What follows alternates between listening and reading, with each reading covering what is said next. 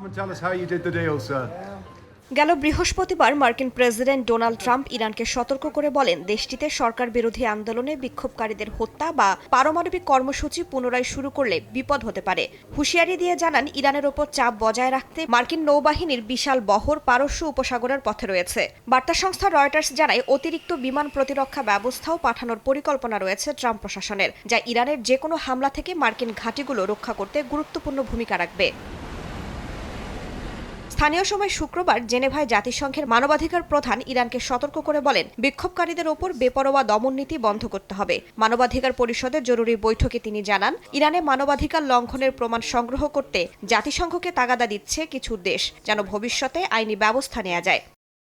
এদিকে যে কোনো ধরনের হামলা ইরানের বিরুদ্ধে সর্বাত্মক যুদ্ধ হিসেবে দেখা হবে বলে পাল্টা হুঁশিয়ারি দিয়েছে তেহরান। ট্রাম্পের ঘোষণার পর ইরানের এক জ্যেষ্ঠ সরকারি কর্মকর্তা বলেন, যে কোনো হামলার কঠিন জবাব দেওয়া হবে। এর মধ্যে তুরস্কের পররাষ্ট্রমন্ত্রী হাকান ফিদান টেলিভিশন সাক্ষাৎকারে সতর্ক করে বলেন, ইসরায়েল এখনও ইরানে হামলার সুযোগ খুঁজছে। এমনটা হলে মধ্যপ্রাচ্য আরও অস্থিতিশীল হয়ে পড়বে। এর আগে বৃহস্পতিবার ফোনালাপ করেন তুরস্ক ও ইরানের প্রেসিডেন্ট। এ সময় রিসেপ তাইপ এরদোয়ান নিজেদের অবস্থান স্পষ্ট করে বলেন, তেহরানে বিদেশি হস্তক্ষেপের বিপক্ষে আঙ্কারা। রাইসা জান্নাত, সময় সংবাদ।